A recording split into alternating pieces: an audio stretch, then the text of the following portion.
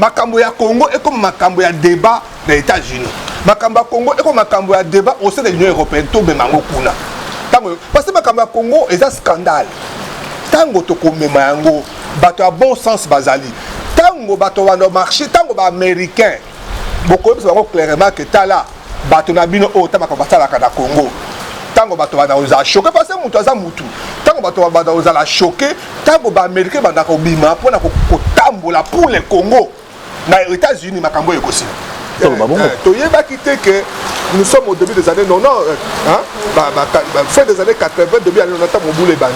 Hein? Tant qu'on va des hommes de bandits à Congo. Okay. Vers 93 déjà, 94 de génocide, et puis 95, 96 guerre à Congo. Donc, au début des années 90, tu vois, on a plus de que l'intérêt minier est échangé. Plus de choses, tout à nos cas, j'ai camine, tout à nos cas, cuivre, tout à nos cas, diamant, or, kilomoto, or, macambo, déjà, des minéraux, n'a américain, n'a pas coopérant, n'a pas dit, ah, tozo, compte à l'an 2000, du soleil, les années du soleil compte. Absolument. Du soleil, les années du soleil téléphone. Tozo compte à 2000, 2010, 2020, du soleil, les années du soleil voiture électrique. Mokonzamboka, professeur Boto, pardon. Je vous en prie. Alors, dans le contexte, on a Clinton à Timbela qui déjà comme. Là, sa film international, Babi, mon bout de cas, le bout de propre, d'ailleurs, comme c'est ça, Balouki, la solution, Balouki, la sous-traitant. Balouki, qu'on a Kagame, avec qu'on a musée, par contre, il va décider pour la exploitation du Congo de façon artisanale. Pas si na biso yangwana va décider pour la pillage, pas de façon industrielle mais de façon artisanale. Que ba ya ba yo Canada l'état va fongola ba compagnie officiellement va exploiter officiellement bongo bima kabola ba ko ba lima kambwana te ba préférer ba ya opter pour un système à prédation. Sur le plan international, en jeu à Congo, il y a des richesses autour de a besoin. Lelo, ce qui théoriquement, au Longoli Congo, na kati ya mokili oyo, mokili ningani. Économie mondiale, il y a lobby, et ça na Congo. Voiture électrique, Congo est à 60% cobalt. 100 cobalt, voiture électrique exacte. Téléphone, les outils, la makasi, coltan. Sans coltan, imagine ce qui peut se passer. Et compliqué donc. Les locaux, Félix Aye, et Zaye, à ça la makasi, Aye, Kofanda, au Solana, Baton. Et ça, c'est tapis rouge. Oya likolo, t'es ma fanfare. Bako, mais mon fanfare, bako, mettre fanfare, mettre tapis rouge, tout ça, et tirer folklore. Pour place au Bakambo, au moins, on tête à tête.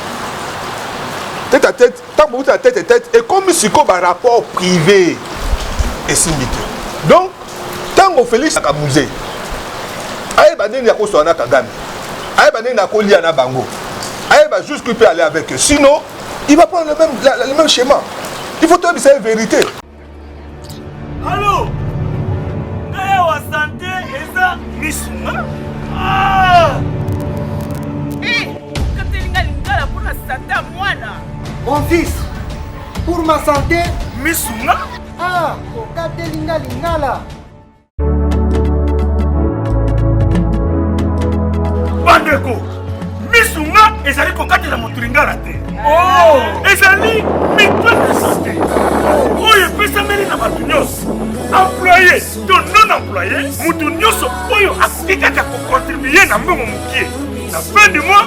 Wete mokolo kobela Missouna ezwa soin ye ya malamu na ba hôpital nyonso ya minene ya République démocratique du Congo. Soki maladi na yo bakoki kotraite yango awa na Congo te, Missouna akozwa charge na yo okende kozwa soin na bamboka lokola Afrique du Sud, Turquie, Suède, Russie to Inde.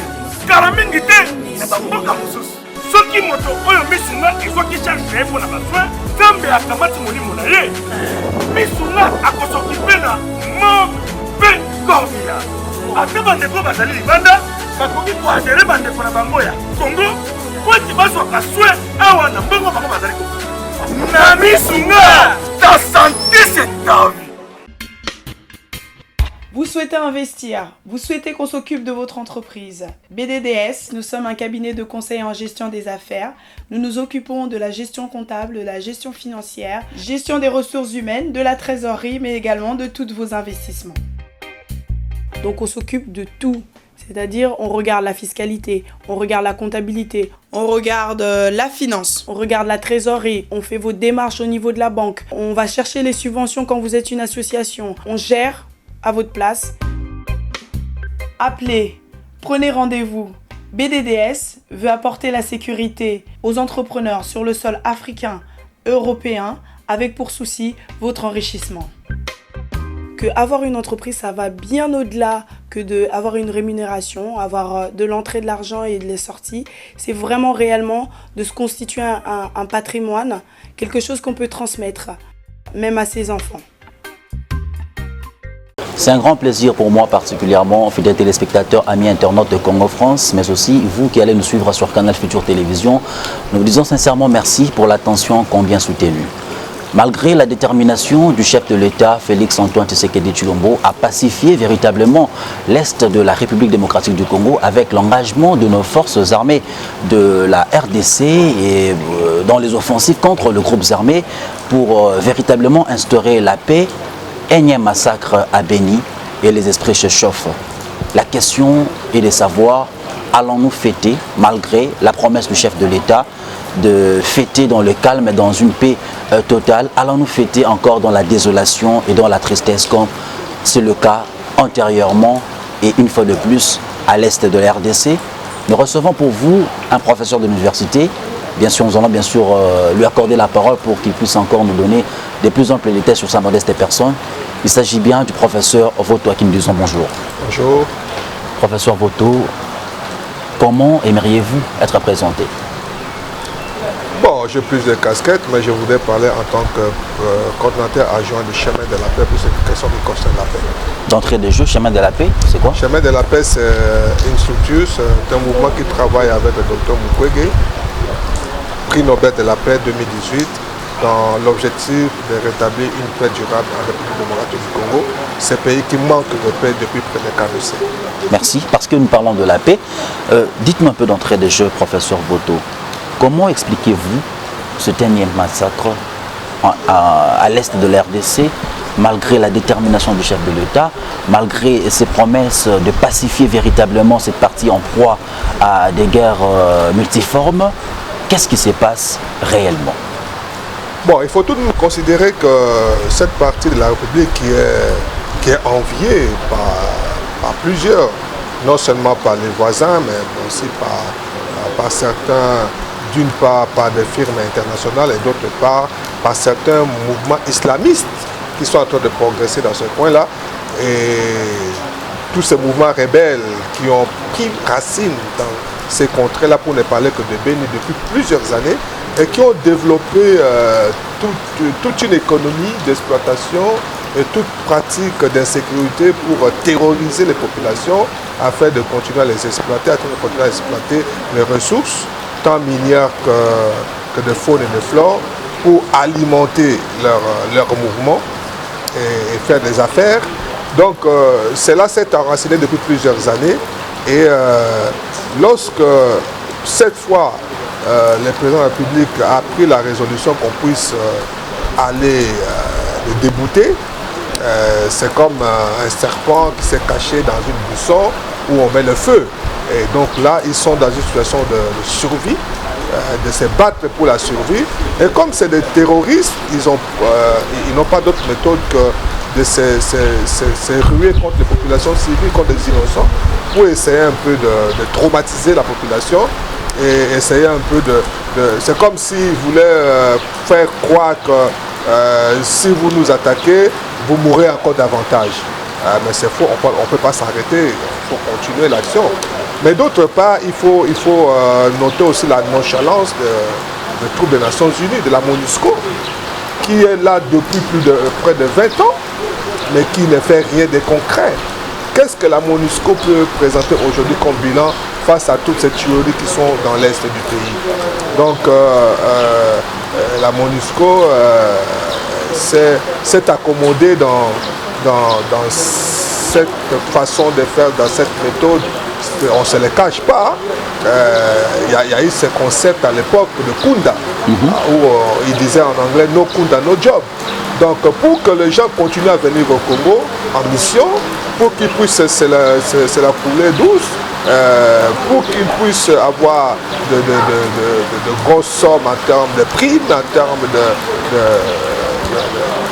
de frais d'émission et tout ça, il faut que la sécurité continue. Et ils ont entretenu ça pendant plusieurs années, et ce qui fait que la MONUSCO n'a pas développé la capacité de mettre hors d'état de nuire ces terroristes. Sans intention, professeur, bien entendu, de nostalgie néocolonialisme, les États-Unis est accusé de jouer aux apprentis sorciers dans cette partie de la RDC. Et récemment, lorsque le chef de l'État est allé aux États-Unis, discutant avec l'administration Trump, Tibor Nagui, qui est le secrétaire d'État en charge de l'Afrique, a même insisté en disant que cette année, c'est une année de la RDC. Ne voyez-vous pas que c'est peut-être aussi une question des grandes puissances qui doivent se mettre et travailler en synergie pour permettre à ce que la paix soit véritablement instaurée? C'est ce que le docteur Mukwege a évoqué. Vous avez premièrement, à ce qui concerne les causes et les auteurs, le docteur Mukwege a proposé qu'il y ait au Congo un tribunal spécial pour le Congo. Beaucoup n'ont pas compris. Il a plaidé, et ce n'est pas lui le premier à le dire. Les enquêtes, les rapports mapping qui ont par les Nations Unies révélé tout ça, qui a fait des enquêtes depuis 2003 depuis 93 jusqu'à 2003, pendant 10 ans, ont établi que la situation du Congo est très complexe. Et parce que la guerre a continué jusqu'à aujourd'hui, mais ils se sont arrêtés à 2003. Et sur base de ces rapports-là, de ces enquêtes-là, ils ont établi que la situation du Congo était très complexe et que la justice congolaise n'était pas capable, et ça a été prouvé, de connaître ces cas et de résoudre les problèmes. Donc, il faut aller à une autre étape, il faut une justice qui est ouverte à d'autres expertises internationales, des chambres mixtes où on aurait non seulement des juges congolais, mais aussi des juges d'autres nationalités pour essayer de connaître ces cas et de sanctionner les auteurs. D'autant plus que ce que nous avons connu au Congo, vous vous rappelez qu'il y a au moins une dizaine d'armées qui ont défilé. C'est pour ne parler seulement que des armées nationales. Dans ces pays, nous avons connu des armées ougandaises, zimbabwéennes, tchadiennes, angolaises, rwandaises, ougandaises, tanzaniennes, et pour ne parler que de ça, sans compter les groupes armés, sans compter les rébellions qui se comptent en centaines. Et compte tenu de cette complexité, la justice congolaise qui déjà ne sait pas résoudre les problèmes des Congolais, comment il va connaître ces affaires? Parce que vous parlez de l'impunité. Je termine. C'est pourquoi le docteur Mukwege avait demandé qu'il faut attaquer la question à la base. Il faut mettre en place des chambres mixtes, un tribunal spécial pour le Congo, pour connaître ces cas-là, même s'il y a un étranger qui a été impliqué, s'il y a un Rwandais, s'il y a un Ougandais qui est accusé de crimes contre l'humanité, qu'on les poursuive. Mais si c'est seulement la justice congolaise, comment vous pouvez poursuivre un Rwandais parce qu'il est chez lui? Mais pour ce qui est d'actualité ici, Mukwege est revenu encore à la charge pour dire l'armée congolaise n'a pas prouvé qu'elle est capable de résoudre le problème. La MONUSCO n'a pas prouvé jusque-là qu'elle est capable d'appuyer l'armée congolaise parce que ça fait une vingtaine d'années qu'ils sont là, ils n'ont rien fait. Les résultats, c'est ça. Donc, il faut passer à autre chose, il faut envisager autre chose. C'est pourquoi il a proposé, nous en avons le souvenir, comme à l'époque de la mission Artemis avec les Français, que les Nations Unies puissent adopter l'envoi d'une mission spéciale composée de troupes aguerries comme on a pu par le passé par les Français, avec des moyens, une mission limitée dans le temps, pour mettre hors d'état, avec des moyens conséquents, pour mettre hors d'état de nuire tous ces terroristes. Mais si ce n'est pas fait, comment on va s'en sortir? Et ça n'en fait, ce n'est pas un aveu de faiblesse de la part des forces congolaises, non. Nous sommes dans un monde, et ce conflit-là, cette insécurité, elle est complexe. Il y a des auteurs d'autres nations qui sont impliquées là-dedans. Donc, demander des renforts d'autres pays, ce n'est pas un problème. Vous vous rappelez, il y a peu, le président Tshisekedi avait envisagé la possibilité d'avoir des forces conjointes. Encore que là, ce qui a mis mal à l'aise les gens, c'est que on voulait résoudre les problèmes avec le co-auteur des problèmes, notamment le Rwandais et les Ougandais ainsi que les Burundais qui sont co-auteurs de la situation qu'on connaît. Donc c'est pas avec qu'on allait... Pour rebondir un peu, professeur, est-ce que vous pensez que la solution militaire peut supplanter le dialogue? Non, pour le cas de Beni aujourd'hui, c'est la solution militaire. On tue les gens, on fait quoi? Les gens qui sont à Beni, c'est des bandits. On n'a pas à parler avec eux. Il n'y a pas de dialogue avec ceux-là. Là où on peut parler de dialogue, c'est dans le sud Kivu, autour de Goma, là où encore que là où nos frères Banyamulenge ont des revendications, on peut discuter avec eux. Encore que vous vous rappelez ce qui nous met mal à l'aise, c'est que si vous regardez tout ce qui s'est passé dans l'est du pays, si vous considérez l'implication de la CPI pour résoudre ces problèmes de crimes de sang dans l'est du pays, mais ceux qui sont condamnés, les gens qui sont condamnés comme auteurs de ces crimes aujourd'hui, ce sont des Banyamulenge. Professeur, tout justement. Je termine. Oui. Bosso Tanga Daseki, Thomas Lubanga Seki. Mais ce sont nos frères tous qui ont entretenu des rébellions, qui ont entretenu des groupes armés, et on en est là aujourd'hui. Donc, avec cela, on peut dialoguer. Qu'est-ce que vous voulez?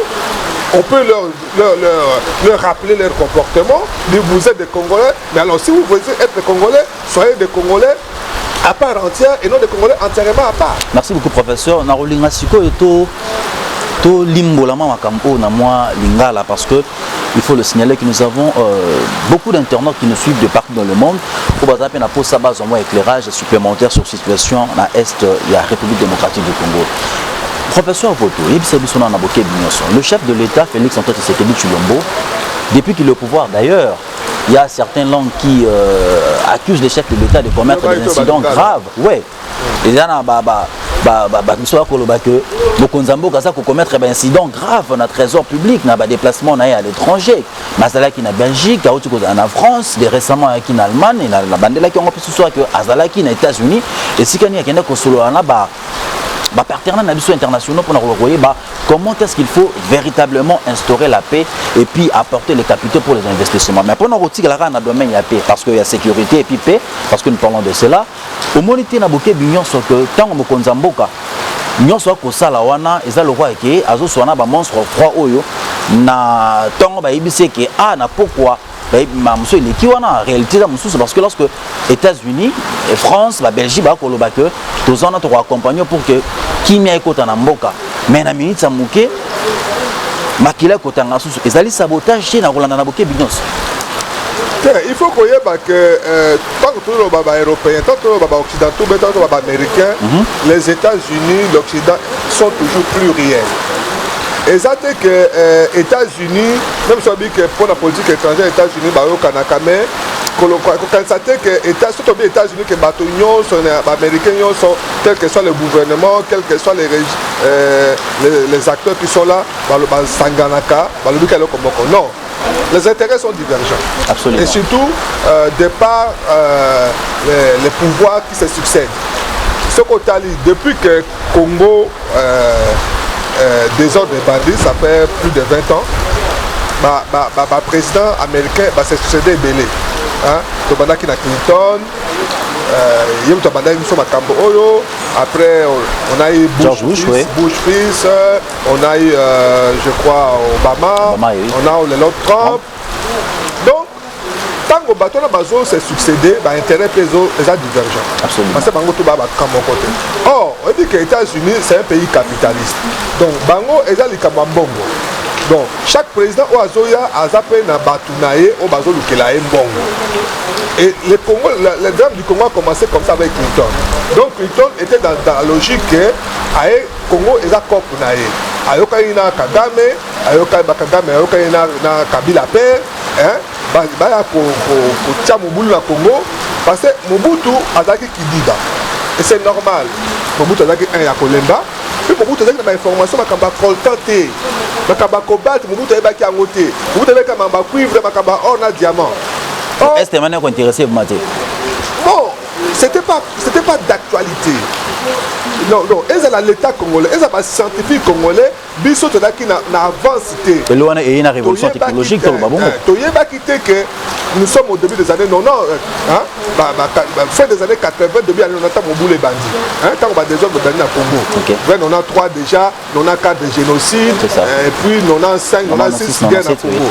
Donc, au début des années 90, tu vois, on a plus de que l'intérêt minier est changé. Plus de choses, tout à l'heure, j'ai camine, tout à l'heure, cuivre, tout à l'heure, diamant, or, kilomoto, or, Makambo, déjà, des mindele, n'a pas d'américain, n'a pas coopérant, n'a pas dit, ah, Tozo, Côte, l'an 2000, du soleil, les années du soleil, absolument. Du soleil, les années du soleil, téléphone. Tozo compte à 2000, 2010, 2020, du soleil, les années du soleil, voiture électrique. Mokonzamboka, professeur Boto, pardon. Je vous en prie. Alors, dans le contexte, on a Clinton à Timbela qui déjà comme. Là, sa film international, Babi, mon bout de propre, d'ailleurs, comme c'est ça, Balouki, la solution, Balouki, la sous-traitant. Balouki, qu'on a Kadame. Kagame a quelque chose à musée, par contre, il va décider pour l'exploitation du Congo de façon artisanale.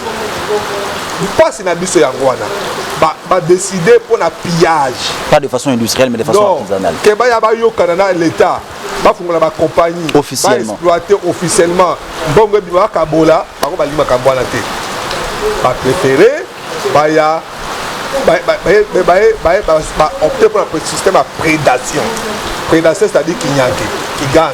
Vous voyez, au Bomi Batou, au Kinyoke. Et c'est ce qui nous poursuit jusqu'aujourd'hui. Alors, régime pour se succéder dans les États-Unis, Moussou Akoya, Aïd Makambouana, bon, Moussou à côté de l'ango, Moussou à côté de l'ango président, mais franchement, au bien américain, à l'Inimbo. Donc, et là, quand on souffre dans le style de l'ango. Alors, il faut si qu'on biso peut ça makasi, tout même dossier à Congo, comme la biso à Congo, les Congo est un enjeu international. Le Congo est un enjeu international. Il faut politique congolaise, sécurité congolaise et qu'on appelle enjeu international. Merci beaucoup, professeur. Nous signalons à nos téléspectateurs et à nos multiples internautes que nous recevons pour vous le professeur Boto, qui est membre du collectif, vous avez dit, Chemin de la Paix. Chemin de la Paix. Oui, il travaille avec le professeur, le docteur Mukwege. Naïne Tokobeta Masolo, au Talibongo, insécurité na STP. Par quel moyen tu utiliser un mécanisme important et puis susceptible de permettre à ce que RDC ait retrouvé bongo paix durable parce que sans la paix, il n'y a pas de développement. Professeur Voto, vous avez dit la RDC, il faut adapter le langage, il faut adapter le comportement par rapport à l'enjeu. Il y a dimension et un beau cannabis. Quel doit être actuellement le langage? Il y a Mokonzi Amboka Félix Antoine Tshisekedi Tshilombo parce que il faut le dire. D'ailleurs, dans la récente communication dans les Nations Unies, Mokonzi Amboka Alobaki, vous avez soif du coltan, nous avons soif de la paix. Est-ce que cela, pour nous, ils allaient aveu à faiblesse, mais bien, ils allaient peut-être une manière à relever que Boya Kosonga Biso Tovani Sakima Namboka Nabiso, peut-être Biso Moro Dozana Makopion Tovani Sakima Namboka Nabiso, parce qu'il faut le signaler que la multinationale aussi, le bac on est bandeli. Ah ouais, la puissance internationale, la grande puissance, ou bien la grande puissance, soit là, Bangope, Bazali Pen un rôle déterminant, pour jouer dans la pour rendre la guerre heureuse à l'interminable, insoluble. Est-ce que langage heureux aux Alani na Mokonzamboka vis-à-vis na Bango pour que véritablement Kimia Ezonga na Boka Nabiso? Il l'a dit récemment, il est prêt à payer de sa vie pour que Kimia écoute un Mboka et puis il y a certaines personnes qui ont accepté un peu ensemble pour que ceux qui me konzamboka risai ko bongo ta la conséquence ngai comme là langage ni me konzamboka ko zanango lelo pour que Kimia evanda ya solo na kanza mboka parce que to ken na ba fête to continuer ko lela les Congolais comme fait it, ils ont retiré Kimia pour la fête it, fête ko le kanango, to le Kimia pour la libéla. C'est ça. Enjeu est ami balé pour le Congo. Congo est un enjeu international. Sur le plan international, enjeu à Congo est un matambo. Il y a des richesses autour de Congo. Au Mokini, il y a besoin d'un. Lélo, ce qui théoriquement, au Longoli Congo, na kati ya Mokili Oyo, Mokili Ningani. Économie mondiale, il y a lobby. et ça na Congo. Voiture électrique, Congo est à 60% à cobalt. Sans cobalt, voiture électrique est zate. Téléphone, les outils, la makasi, coltan. Sans coltan, imagine ce qui peut se passer. Donc, biso tout ça au centre à enjeu international. Il y a les bossons. Il y a mis balai, ils ont un enjeu sur le plan régional. Au moins, il est compliqué donne. Tant aussi que il y a une COP, film international, mais il y a une COP, il y a une coltan na cobalt. Bazui commissionnaire Kagame c'est quoi profiter pour à régler problème là aux acquis en Kala la première territorialité à profiter à soit moi été et compliquer davantage ma donne si qu'on la situation là gouvernement congolais il faut ayeba langage na contenir discours ya Félix Tshisekedi Ndiango et ça discours malamu il y a discours moko pragmatique.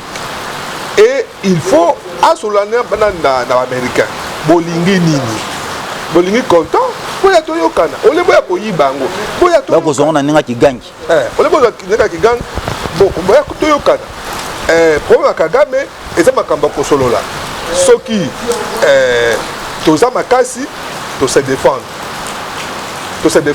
parce que wana eza problème mususu mais sikoyo po bo solola po o solola na américain il faut zapper la poids pongo ruta wapi pongo ruta il faut la poids parce que au moins na mboka oyo tant que tu as stabilité dans moi na quelques 30 ans na Mobutu 32 ans parce que Mobutu a bien consolé na bango et puis Mobutu était respecté vous comprenez au moins la décision à l'état ils ont marqué la télévision terre la décision à l'état il y a miné ils ont marqué dans la conférence à chef d'état la décision à miner ils ont marqué autour d'une table tête à tête dès que tu fais na yobo ça dit que ba kozi ba kutani yango poso les pays frères et amis eza faux mais eza peu vrai ceux qui ba deux présidents to ba décider le côté likolo ba za ba ami échange kama mbebele ça dit que tant ba kutani ba fay na mesa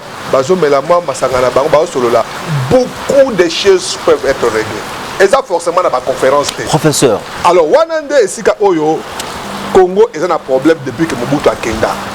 C'est-à-dire que depuis Mobutu a Kenda, excusez-moi le terme, Tozuba président a poité. Ou à Kofa Nana président américain, Beba Solo Laté. Respectable. Voilà. Obi, Mobutu a zoomé ma président américain à Goma. Par que de chasse. Tu peux t'imaginer ça? Ah, ma président français Diska n'a pas donné de pêche. Mais il y a des diplomaties. Il y a des gens pêcher. Il y a des gens pêche qu'on tombe comme biscolia. Place où les gens ont balié et ça pour se tisser et là où ils ont Congo depuis plusieurs années. Musée Tangoye, musée a travaillé pour comme camarade na bakonzi. Il y a Occident, il y a Miné, par contre, il y a qui ne volte face. Voilà. Joseph Petangoye, complexe et l'équipe. Moi, il y a un bateau sur là, exact. Mais il y a un azana, azana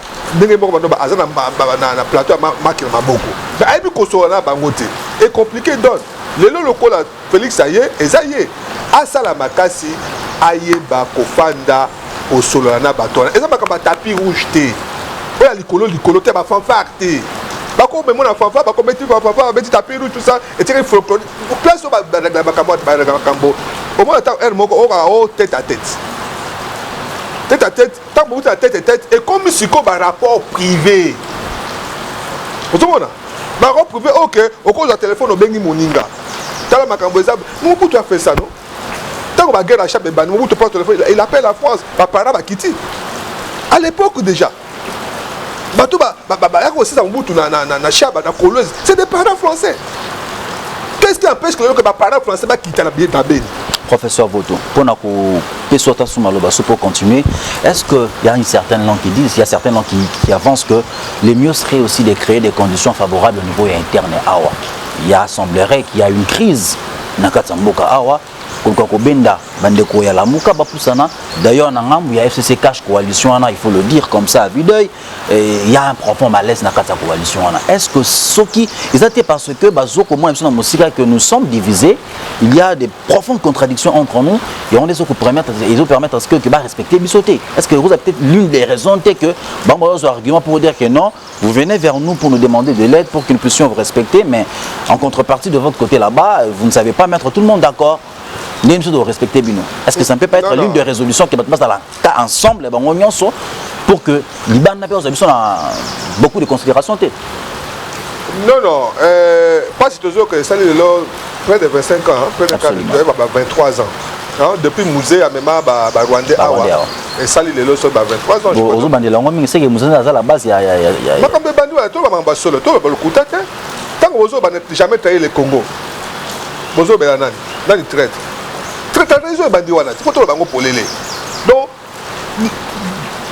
désordre des bandits wana, histoire de wana. Donc, tant que les Camerounais sont bandits, cause de l'anglais passé mon boulot dans Congo, non.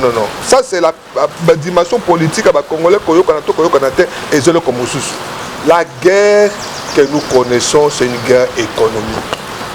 Ce n'est pas une affaire politique. Tout à fait. C'est d'abord économique. Et puis, ça c'est sur le plan mondial, Congo est exploité sur le plan économique. Mais par rapport à la région, ils ont ambition hégémonique à Rwanda.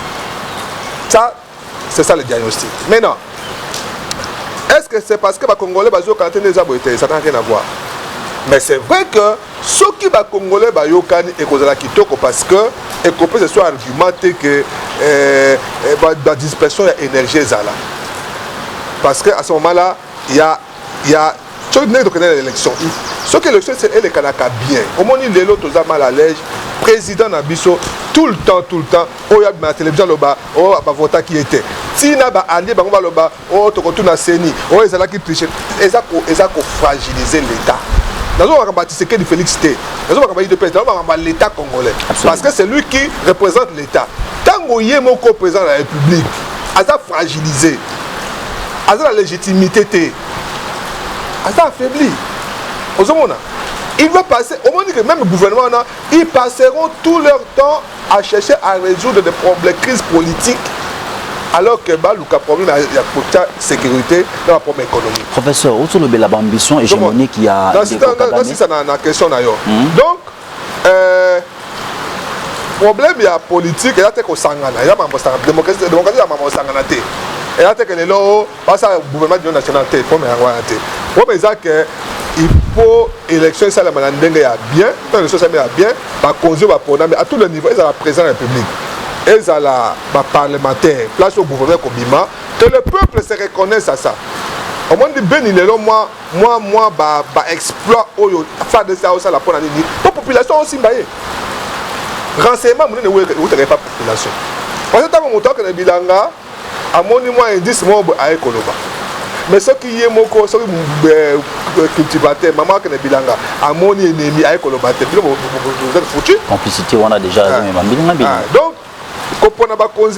bien, ça renforce l'État et puis l'État pour défendre l'intérêt de la population. C'est pour clôturer, professeur, ils allaient bien sûr dernière question à Bissot. Au bêtis c'était sur l'ambition hégémonique Yandeko Kagame. Mais Tolanda qui a récemment mon Konzambo a Félix Antoine Tshisekedi Tshilombo à Sangisa qui est na Yoweri Museveni pardon pour retrouver moi terrain d'entente moi pour qui me côte entre bancs parce que entre bancs Museveni na Kagame moi mbilinga mbilinga na katsa bangwana. Mais qu'est-ce qui empêche le lot Kagame ou écoute avec na matanga ya Etienne Tshisekedi wa Mulumba à se mettre d'accord avec Joseph Kabila. Derrière lui, ce ne sont pas les multinationales, bien les puissances occidentales, mais c'est là que Kagame a maintenu position na Iwana et à prédation, bien les animes. On ne comprend pas jusque là. Kagame a qui matanga te. Tu vois Kagame a qui matanga. Kagame a qui matanga te. Kagame a qui comme. Nous sommes bantou. Papa n'a pas koufi. Même si tu as un comme. Tu as un ayo. Donc naé matanga papa no belal no bakundi était. Là, il y a besoin de mettre sa comptabilité. Et ça va dire avec ma solo ya Guinée pour la lobby auto fondation indépendant papa na la Guinée papa na ya ku fait bat ko na biso ba éviter yo révéler ce sur tant pas pour moi qui quoi yo père na ya ku fina camarade na yo to ça kano ba faire sikoyo naye ebembelali naye na mawakota la yo nano naye ka boye na bendo pepe to na chambre to bandi ko mettre masolo a chip ça votre droit but les solos za la kinini les solos za ki makambo ya ba marché Kagame aye wa zuti c'est que bakena c'est bakon si bakon ba marché tongo etani rwandais le bandi awa c'est la vérité Kagame aye matanga te Kagame aye ko signer bakon ba marché c'est ça la vérité alors il faut tu sais que aeba et donc on a tout ça là tu sais que aeba histoire d'amboka oyo dans le que pour mes amis balé pour sur le plan international eza exploitation à Congo sur le plan économique mais sur le plan interne sur le plan régional eza hégémonie donc Kagame non seulement à côté na COP à exploiter Congo mais ça peut une ambition à consommer partie à Congo ça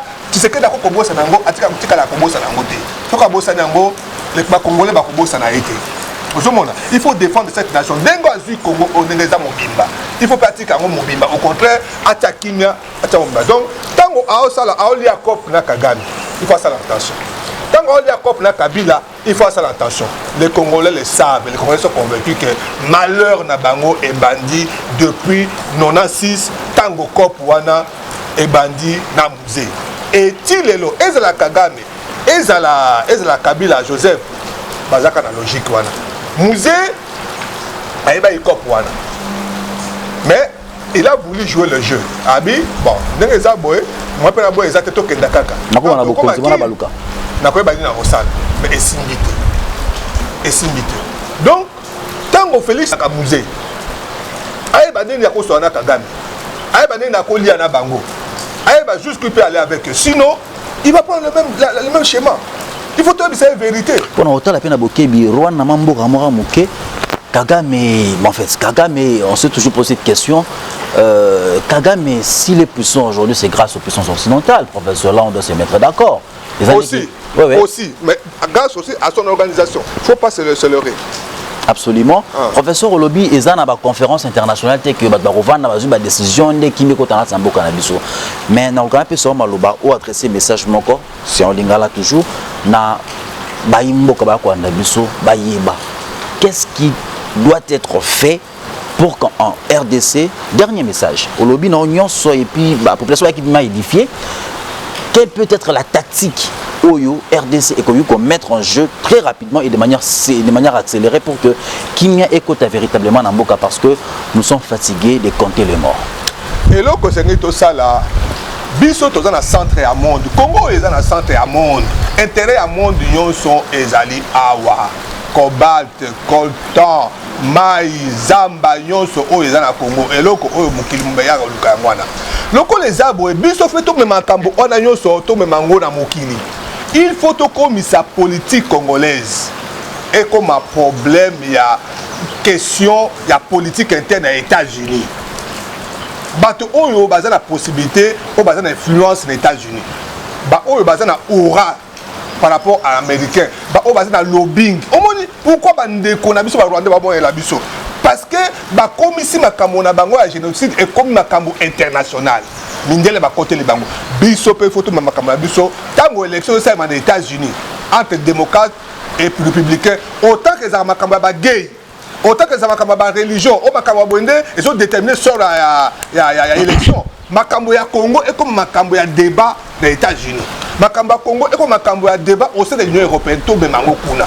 Tango parce que makambo Congo est un scandale.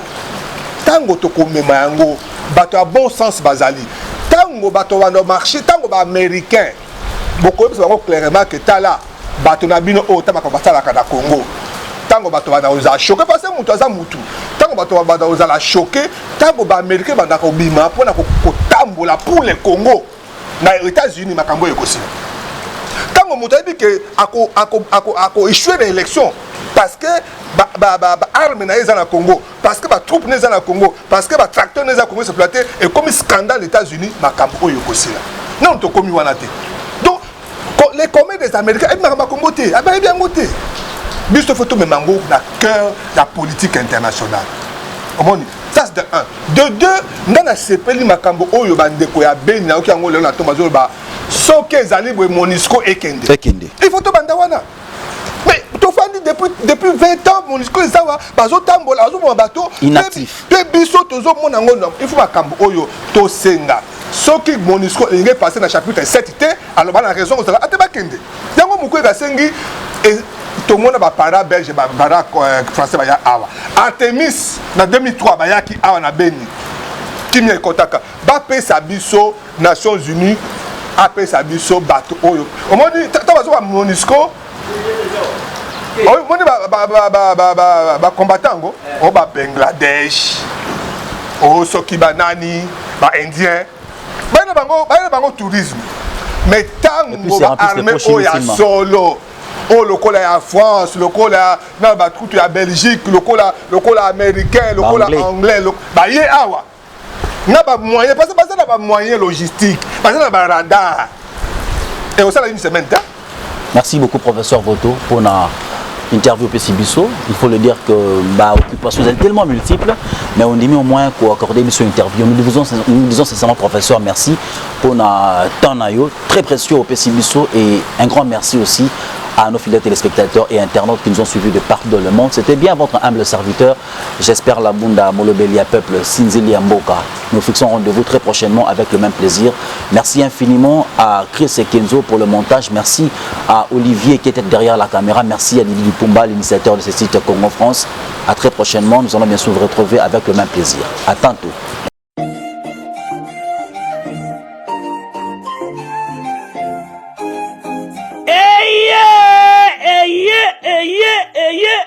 Papa, maman, tunanga nini eloko tozalaki kozela yango yo pona ba séjour na bino eleka malamu na Kinshasa Kin Label, agence de location de voitures de luxe awa na Kinshasa ba memelu bino bongo Power Buzz Car oyo bazali na équipe na bango professionnel bazali na disposition na bino Power Buzz Car location de voiture ya sikape kitoko na prix ya malamu oyo wapi okoki ko contacter bandeko ya Power Buzz Car na ba numéro oyo plus 243 85 151 5000 topé na plus 243 82 23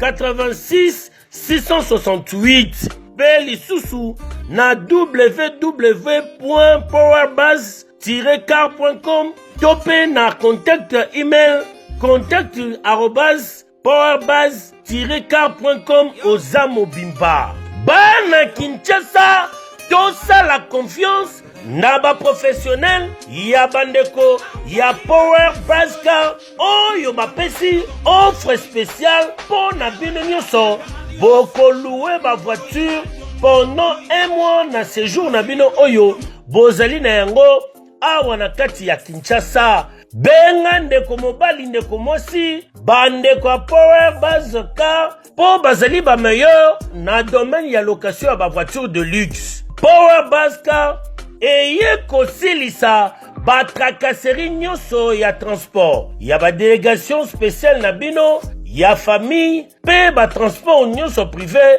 oyo bozali na yango solution ezali kaka se moko Power Buzz Car oyo ezali solution ya suka po na déplacement na bino nyonso express po na likambo ya qualité pe quantité na eta mituka nulle part ailleurs au Kokuta yango kaka na Kinshasa en particulier pe République démocratique Mobimba kaka epa bandeko ya Power Buzz Car avec impact Power Buzz Car musala ya ba professionnel pe na sécurité nyonso Power Buzz Car le travail des professionnels que yo oui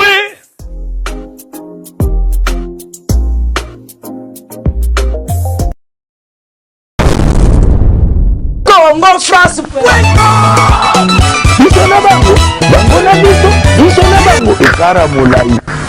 France.com site ya Kolo Masolo ya danger Masolo ya kitoko Congo France.com